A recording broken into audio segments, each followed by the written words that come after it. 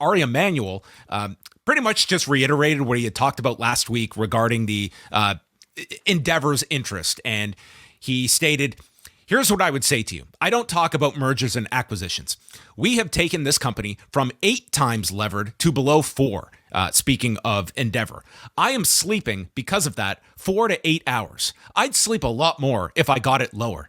We are going to take it a lot lower this year. Deleveraging is very high on the list of priorities. Right now, we're not going to use our equity for a transaction. As it relates to WWE, I think it's an incredible asset. We've been in business with Vince for over 2 decades. He's as good as it gets. He created one of the great assets of all time.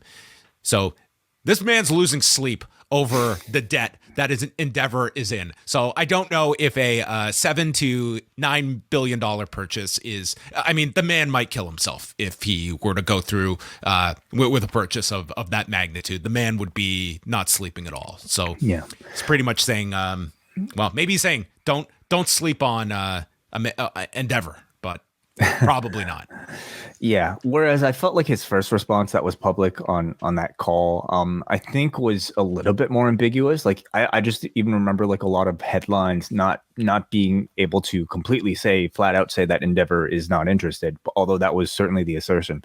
This felt like pretty concrete, like, or we don't want to get into more debt. We don't have the money to gamble, essentially, on a something that is worth billions of dollars, and we are not interested in this deal. Now, the counter to all of that is that if you go through their earnings report, one of the reasons they were able to pay off so much of their debt was because of the UFC. Like, the UFC brought them a lot of revenue and also paid less to the fighters this past year. And they were, and granted, like we're talking like $5 billion of debt, and they paid off maybe 500 million this year of that. So it's still a large amount, but like 500 million is, I found that in my couch the other day. Yeah. But I mean, that's what you're looking at with these companies. That is this a license to print money, and WWE is going to be as much of a blueprint as this other success you have in UFC. Mm-hmm. But it just seems that even if you were taking on partners, that's a really steep price. And though Ari Emanuel seems very, very high on WWE, there is no aversion to owning a company like that, and very complimentary towards Vince McMahon. Just financially, I don't know how it would make sense if, that's where Endeavor and Warner Brothers Discovery are in these situations where it's getting out of debt during a down economy, and where the industry is in a real series of course-correcting moves. Right. So, at the end of all of this, or at least, what we know this week, has the likelihood of a WWE sale increased or decreased in your eyes? Decreased, I think. And not even just this week. I think that you can look at several of the moves over the last few weeks. Brandon Thurston, who, I mean, it would be someone I think a lot of people would lean on when it comes to this. Like, he seems pretty confident that they are not going to sell. And I'm much closer to that than I would have been even a month ago, I would say. But the outlier is the Saudi fund that can, if this is something they very much want, they could get. And if you're looking at the offers on the table, it would seem like they are clearing out rather than piling up. I would be very curious how many credible bids they receive during this period next month when they start to accept them. Now, is there as much urgency if the Saudis are the only sort of like, real people in the game, as there would be if it was a broadcaster that would have obviously issue if you already made your TV deals this year. Like, is the Saudi offer basically out there regardless of whether or not you decide to sell this year? Is there such a rush for Vince? I don't think it to me would be, if the Saudis come in and just blow everyone away with some ridiculous bid that is anywhere close to that 9 billion figure. I'm just throwing out a number for the sake of it that I don't think anyone else is going to be hitting.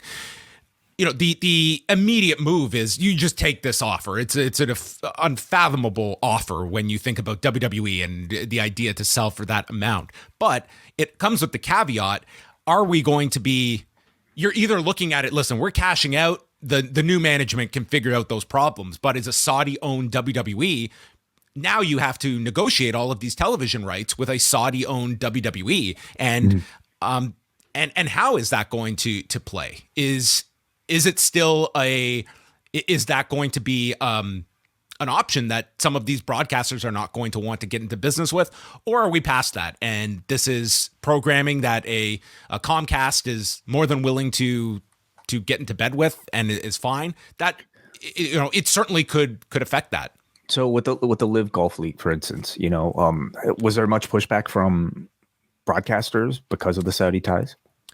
There was, but it was also the fact that a lot of these networks have existing deals with the PGA, and I think that plays a big factor in it, not just the Saudi connection. But that was all the attention when Live was getting off the ground, was the being run by the Saudi government and the problems that brings about.